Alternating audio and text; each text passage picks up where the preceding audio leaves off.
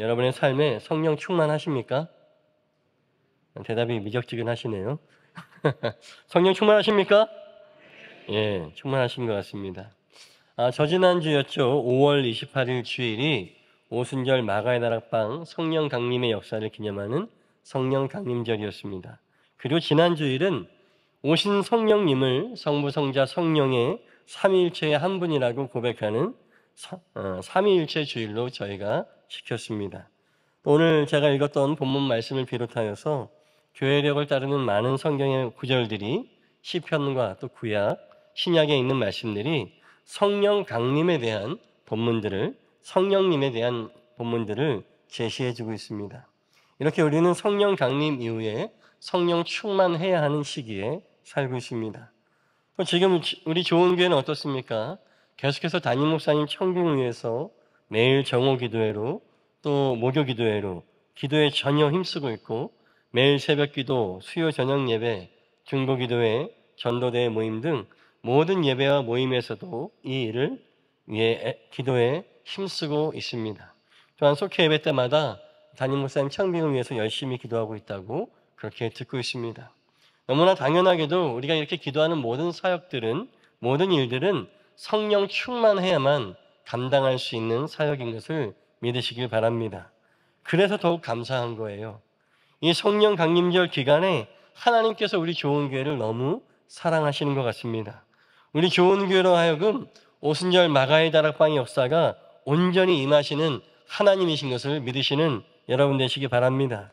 그리하여서 이 담임 목사님 청빙 과정을 계기로 해서 기도의 불씨가 꺼지지 않도록 우리 좋은 교회 성도들에게 기도의 자리를 주시고, 또한 기도를 쉬는 죄를 범치 아니하는 은혜의 자리를 베풀어 주시는 줄로 믿습니다.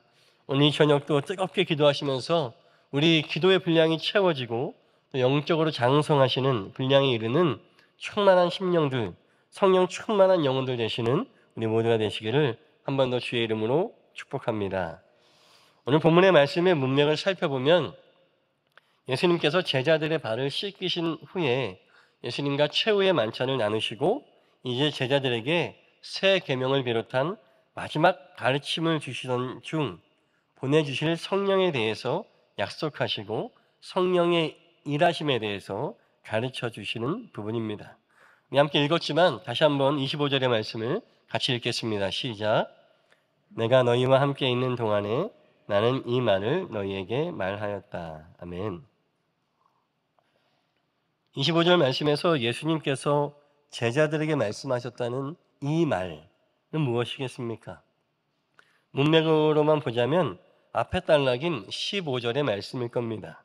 너희가 나를 사랑하면 내 계명을 지킬 것이다. 아멘. 그리고 예수님의 이 말은 즉 주님의 계명을 말씀하는 거죠. 그리고 이 계명에 대해서는 또 앞에 있는 요한복음서 13장 34절부터 35절에 또 잘 나타나 있습니다. 같이 한번 찾아서 읽어볼까요? 요한복음서 13장 34절에서 35절 시작. 이제 나는 너희에게 새 계명을 준다. 서로 사랑하여라. 내가 너희를 사랑한 것 같이 너희도 서로 사랑하여라. 너희가 서로 사랑하면 모든 사람이 그것으로써 너희가 내 제자인 줄을 알게 될 것이다. 아멘. 오늘 본문 25절에서 말씀하시는 이 말, 주님의 말, 주님의 계명은 예수님께서 우리를 사랑하신 것과 같이 서로를 사랑하라는 새 계명임을 알 수가 있습니다. 이것이 바로 새 계명입니다. 근데 예수님의 새 계명에 대해서 아주 잘 아시는 성도님들은 한번 고개를 갸우뚱하실 수 있습니다. 분명히 이 말씀에는 네 마음을 다하고 너의 목숨을 다하고 너의 뜻을 다하여 주 너의 하나님을 사랑하여라 라고 하는 새 계명 중에 제1계명의 말씀이 빠져있기 때문에 그렇습니다. 왜 요한복음서에 제1계명의 말씀이 빠져 있습니까? 그 이유가 무엇일까요? 그 이유를 찾아보면 요한복음서는 복음서 중에 가장 후대에 기록된 복음서이기 때문이다 라고 말할 수 있습니다. 그게 무슨 말씀입니까? 이미 요한복음이 기록될 당시에는 마태와 마가와 누가 복음서 이 세 권의 공관복음을 통해서 예수님의 말씀, 예수님의 가르침이 이미 오랫동안 전승되고 있었어요. 그리고 그렇게 200여 년이 지난 다음에서야 새로운 복음서인 요한복음서가 기록된 것입니다. 왜 새로운 복음서가 필요하겠습니까? 앞선 공간복음서들에서 누락된 내용들이나 말씀 또는 더욱더 강조해야 될 내용을 정리하여 기록한 것이 바로 요한복음서의 집필 목적 중에 하나인 것으로 그렇게 전해지고 있습니다. 그리고 이게 수집하고 또 집필하는 과정 가운데 공간복음서에서 잘 나와 있고 우리가 이미 너무 잘 알고 있는 얘기들은 예를 들어서 성찬식 같은 것들이 너무 당연한 말씀들은 삭제가 되거나 생략이 되거나 또는 내용 중에 귀납적으로 그냥 말씀이 귀결되는 말씀들은 이렇게 생략된 것으로 전해지고 있습니다. 바로 이 말씀, 요한복음에서 말씀하시는 새 계명이 공간복음의 내용과 차이가 있는 것이 바로 그것입니다. 공간복음에서는 예수님께서 두 번째 계명인 내 이웃을 내 몸과 같이 사랑하여라, 이 말씀이 요한복음에서는 어떻게 바뀌냐면요, 서로 사랑하여라, 내가 너희를 사랑한 것 같이 너희도 서로 사랑하여라 라고 바뀌면서 또 두 계명이 아니라 하나의 계명으로 바뀌었습니다. 그 이유가 예수님이시자 하나님이신 주님께서 우리를 목숨을 다하여 사랑하시는 것이 바로 하나님의 뜻을 이루기 위함이요, 그 하나님의 뜻과 의지 역시도 곧 하나님이시기 때문에 1계명과 2계명이 한 계명으로 내가 너희를 사랑한 것이 너희도 서로 사랑하여라고 바뀌게 된 것입니다. 그래서 25절에 말씀하신 이 말이라고 하는 예수님의 말씀은 좁은 의미로 예수님의 새 계명을 말씀한 겁니다. 그런데 또한 넓은 의미로도 생각해 볼 수 있는데 공간복음에 있는 동일한 부분에 평행 본문이라고 불리우는 말씀을 읽어보면 이렇습니다. 마태복음 22장 37절에서 40절의 말씀인데요, 제가 읽겠습니다. 여러분들 눈으로 한번 따라 읽어보시기 바랍니다. 예수께서 그에게 말씀하셨다. 네 마음을 다하고 내 목숨을 다하고 내 뜻을 다하여 주 너희 하나님을 사랑하여라 하였으니 이것이 가장 중요하고 으뜸 가는 계명이다. 둘째 계명도 이것과 같은데 내 이웃을 내 몸과 같이 사랑하여라 한 것이다. 이 두 계명에 온 율법과 예언서의 본뜻이 달려 있다. 아멘. 특별히 마지막 40절의 말씀을 개역개정 성경에서는 이렇게 번역하고 있습니다. 이 두 계명이 온 율법과 선지자의 강령이니라. 아멘.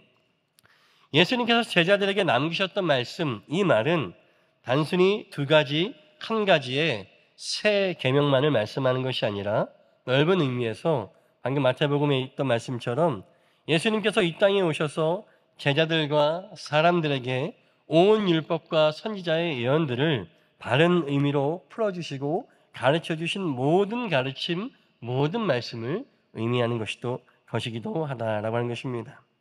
거기에 더해서 예수님께서 왜 이런 말씀을 하시냐면 제자들이 주님께서 가르쳐주신 모든 가르침을 빠짐없이 다 기억하고 이해하기를 원하셨어요. 왜 그럴까요? 그 말씀이 하나님의 말씀이잖아요. 하나님의 말씀은 한 자도 땅에 떨어져서는 안 되기 때문에 그렇습니다. 그리고 나아가서 더 많은 사람들에게 이 주님의 복음이 증거되기를 원하셨기 때문입니다. 로마서 10장 17절의 말씀에 보면 사도 바울이 이렇게 고백하잖아요. 믿음은 들음에서 생기고 들음은 그리스도를 전하는 말씀에서 비롯되기 때문입니다. 아멘.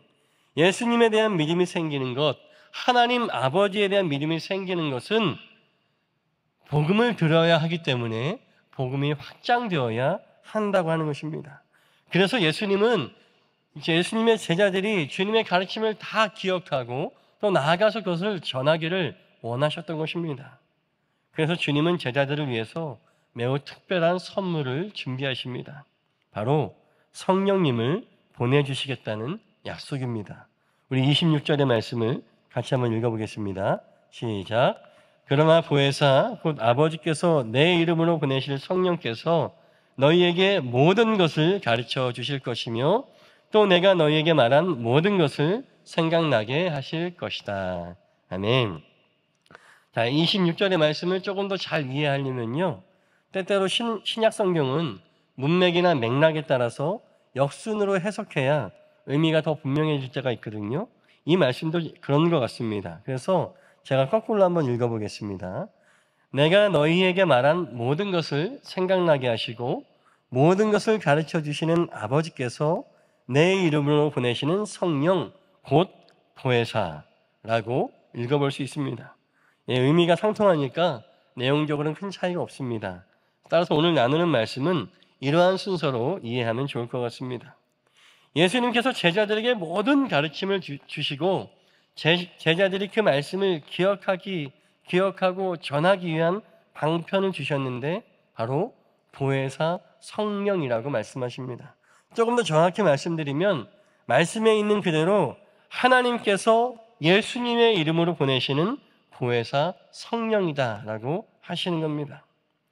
즉 예수님은 보혜사 성령님께서 제자들, 곧 예수님의 제자된 모든 성도들에게 주님의 가르침, 주님의 모든 가르침이 생각나게 하시고 그 말씀에 담긴 의미와 성도들이, 제자들이 행하여야 할 일들, 그 모든 것을 가르쳐 주시는 보혜사 성령을 보내주시겠다고 하는 것입니다.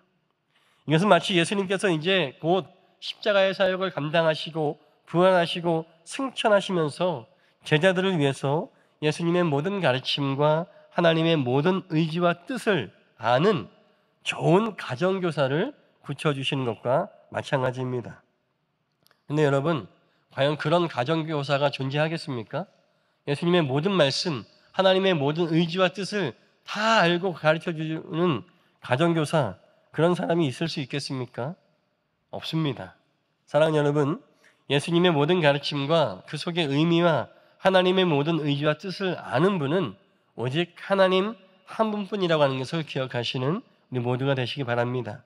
왜 그렇습니까? 하나님은 전지하시잖아요. 모든 것을 아시는 분이시기 때문에 하나님만이 그 역할을 감당하실 수 있습니다.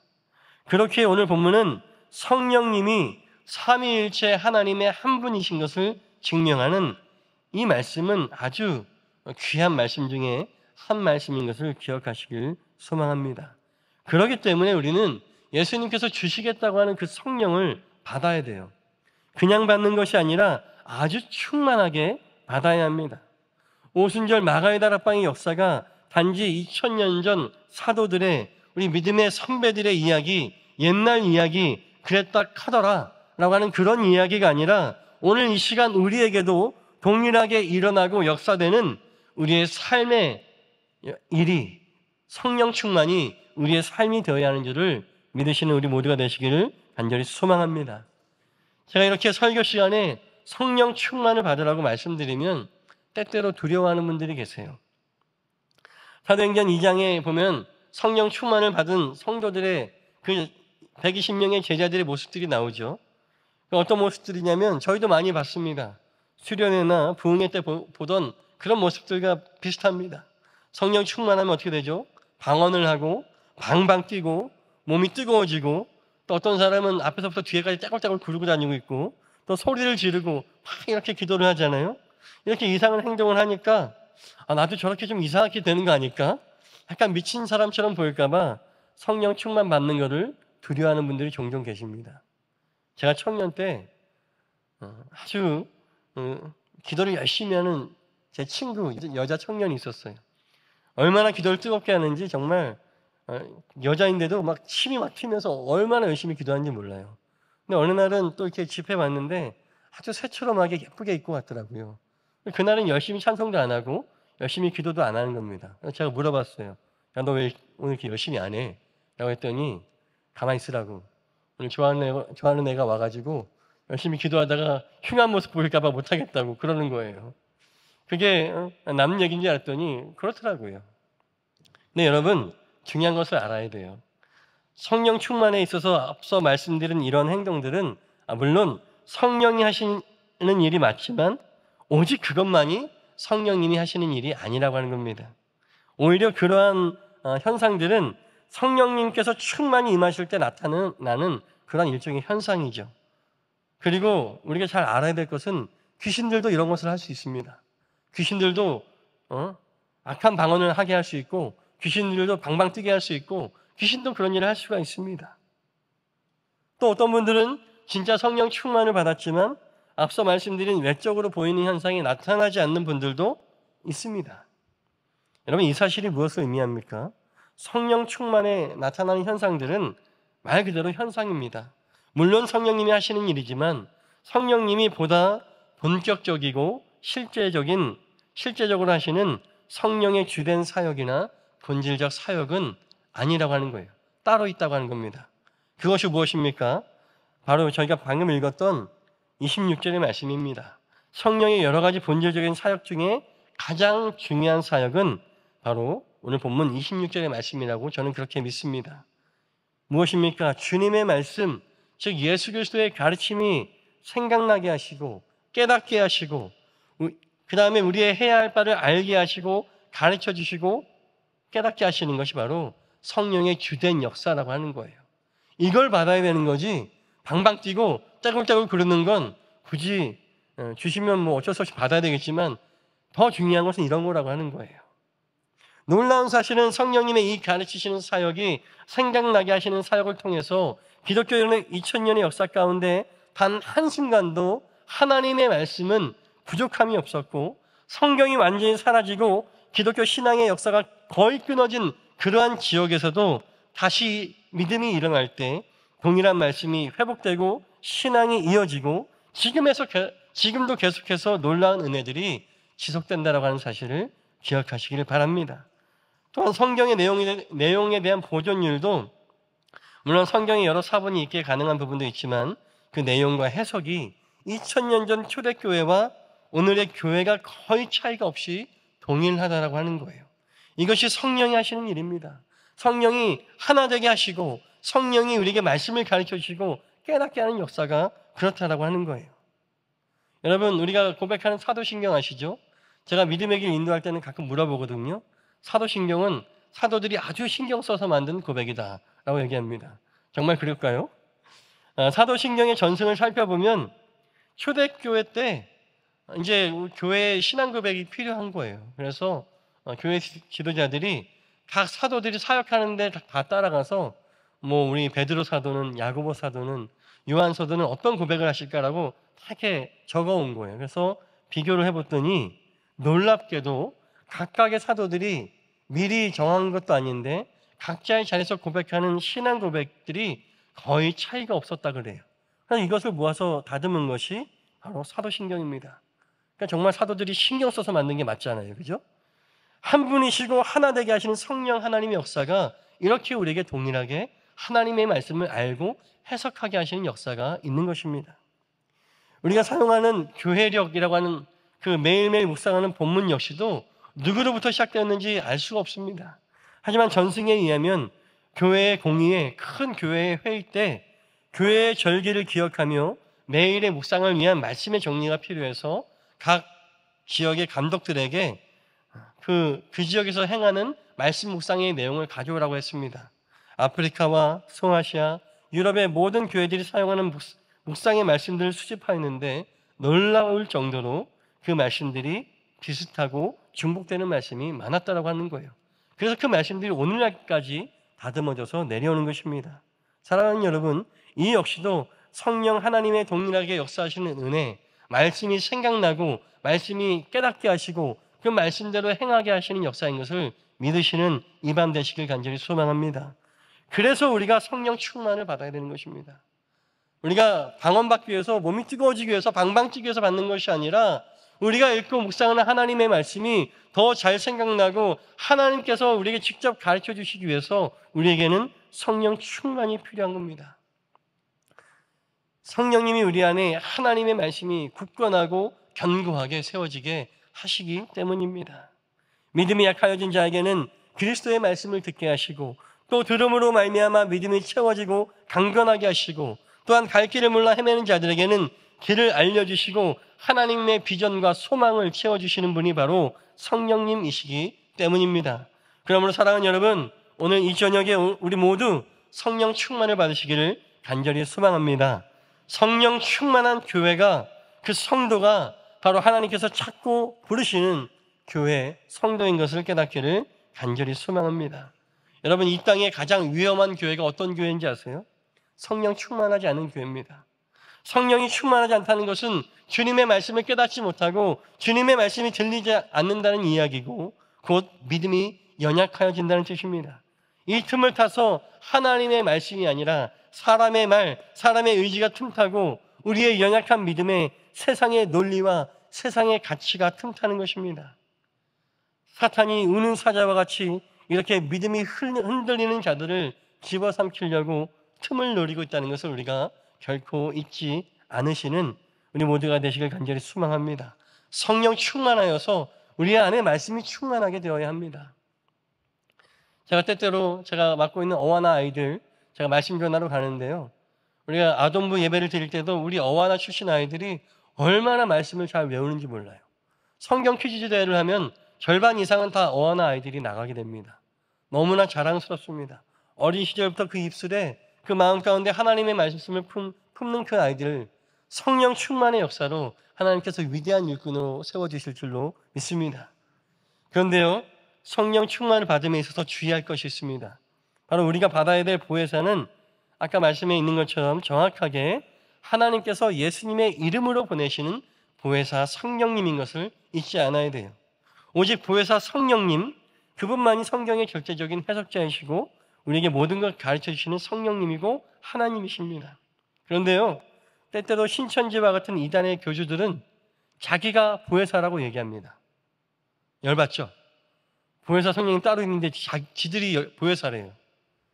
근데 그도 그럴 것이, 보혜사라고 하는 헬라 원어는 파라클레이토스라고 하는데 이 말은 위로자, 중보자, 변호자라고 하는 뜻을 갖고 있습니다. 이 단어를 불어해서 파라와 칼레오를 이렇게 해석하면 가까이에서 말해주거나 부르짖는 사람이 파라클레토스 보혜사입니다.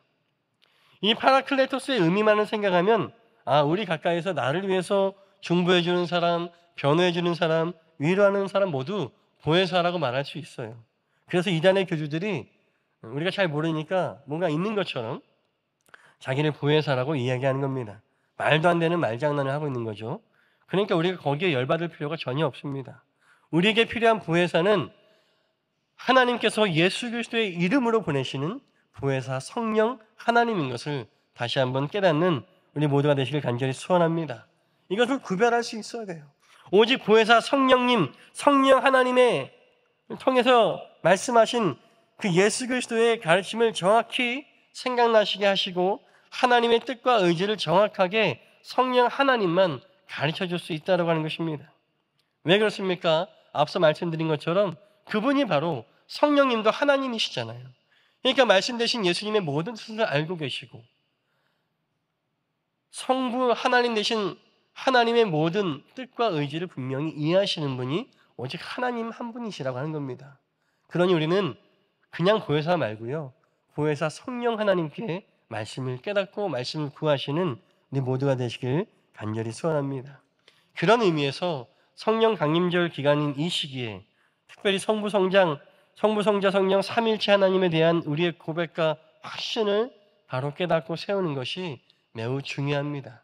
그냥 우리가 머리로만, 입으로만, 귀로만 들어서 하는 것이 들어서 그런 게 있구나라고 하는 것이 아니라 정확히 이해해야 돼요.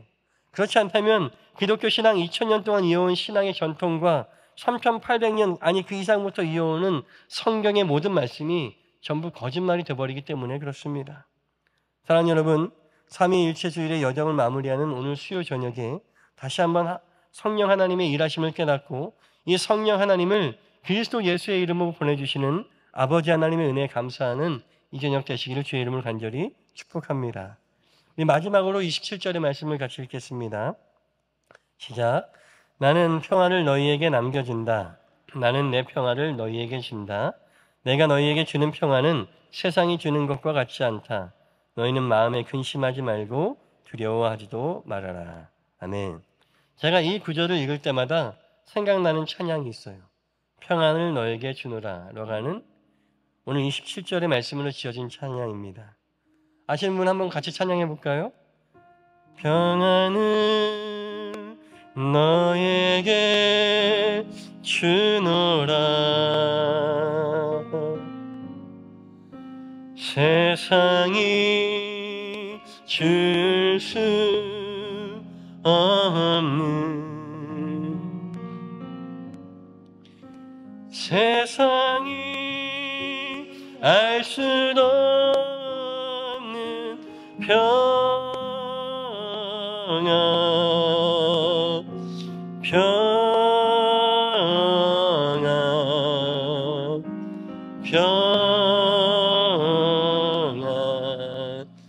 평안을 내게 주노라.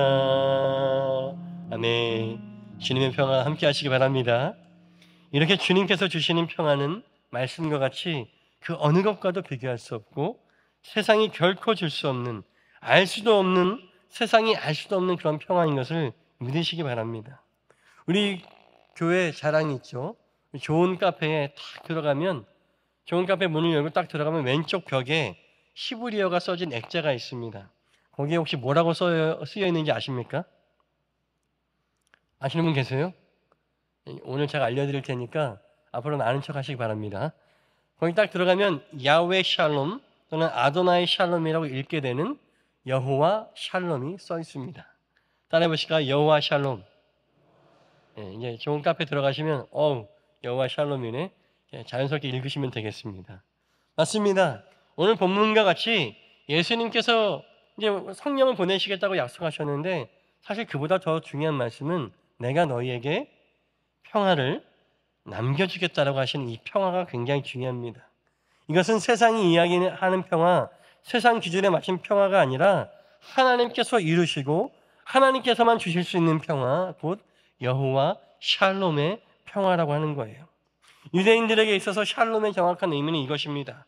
전쟁이 일시적으로 멈춘 상태가 아니라 전쟁이 완전히 종식되고 다시는 전쟁이 일어나지 않는 하나님께서 허락해 주시는 영원한 평화, 이것을 여호와 샬롬이라고 얘기합니다. 오늘 예수님께서 내가 너희들에게 평화를 남기겠다라고 하시는 이 평화는 그냥 우리가 생각하는 그런 평화가 아니라 여호와 샬롬의 평화를 말씀하는 겁니다. 그런데 과연 이러한 평화가 이 세상에, 우리가 살고 있는 이 땅에 존재하겠습니까? 인류의 역사부터 시작되었던 전쟁은 계속해서 일어나고 있고 지금 현재까지도 우크라이나와 러시아 전쟁 끝나지 않고 뉴스를 보니까 심지어 이 전쟁이 다른 나라까지 확전될 위기까지 있다라고 보았습니다. 우리나라 역시 종전이 아니잖아요. 휴전 상태이잖아요. 전쟁이 끝나지 않은 겁니다. 여러분, 우리나라가 지금 평화롭다고 말할 수 없습니다. 히브리의 여호와 샬롬의 의미를 비춰보면 우리나라는 지금 평화롭지 않고 지금 긴장과 위기 상태입니다.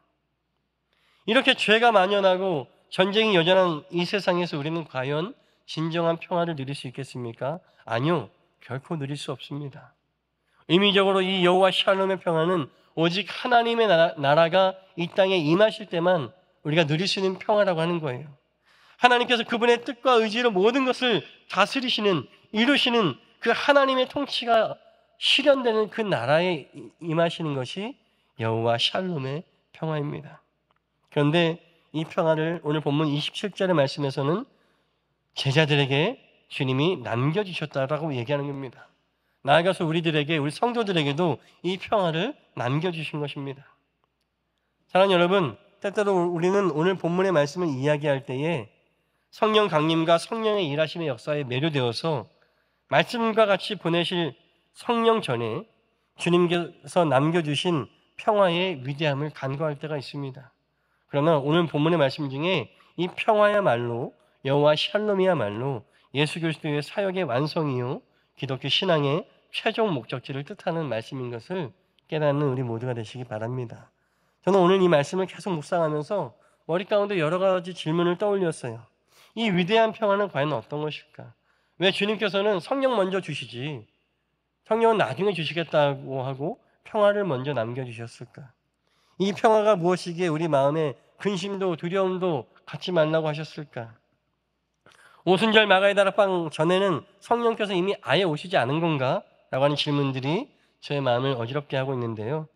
오늘 새벽에 새벽기도 차량 운행하던 중에 하나님께서 알게 하셨어요. 그렇게 묵상하던 중에 평화는 너무나 위대하다고 하는 것을 깨닫게 해주셨습니다.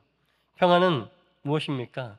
하나님의 가장 위대하고 중요한 성품이십니다.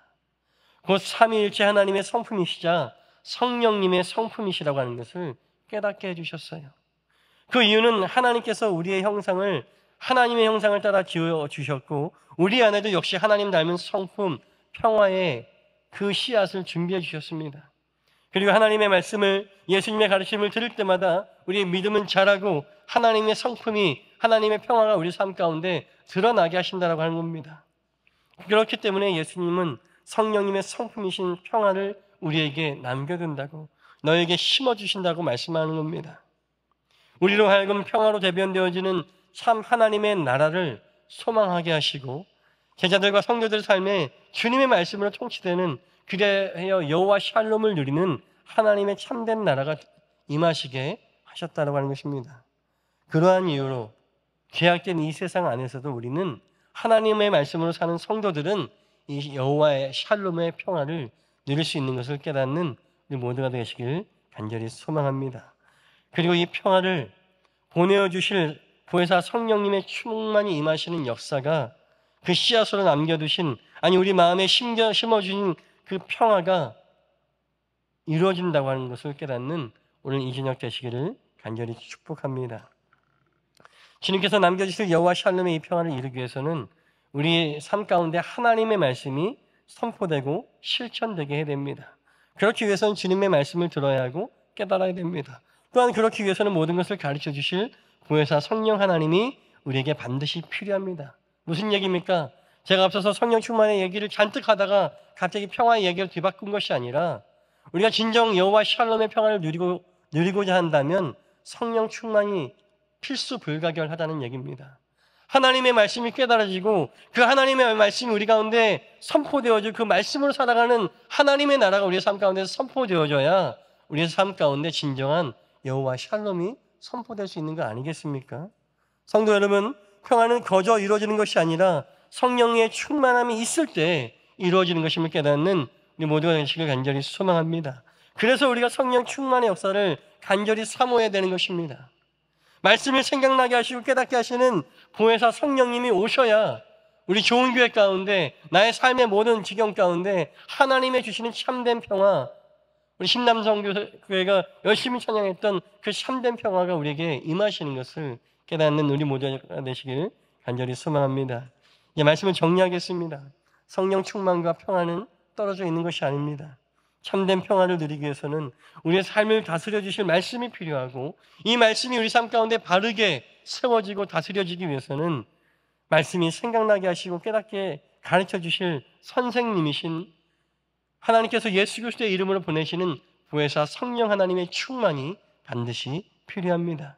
그리고 이를 위해서 마가의 다락방에 모였던 120명의 성도들과 같이 주님께서 약속하신 보혜사 성령님을 기다리는 간절한 마음과 기도가 필요한 줄로 믿습니다.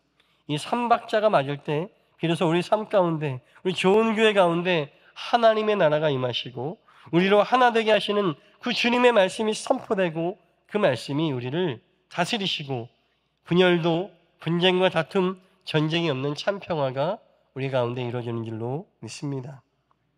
특별히 우리가 지금 새로운 담임 목사님을 청빙하는 과정이 있잖아요. 이 과정은 단순히 한 명의 리더를 세우는 일이 아닙니다.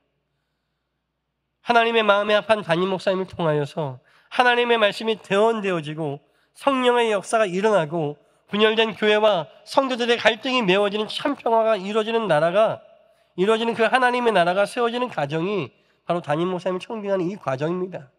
그냥 누구 몇 사람이 세우는 것이 아닙니다.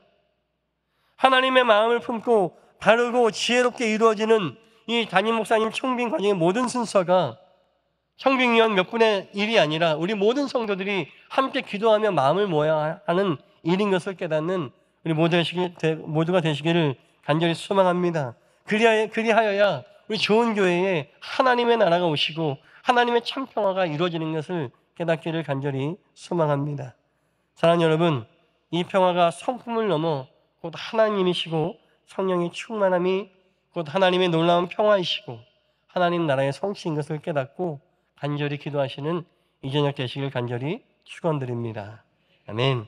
이제 우리 함께 찬양하면서 기도하겠는데 우리 찬양팀 나와주시고요.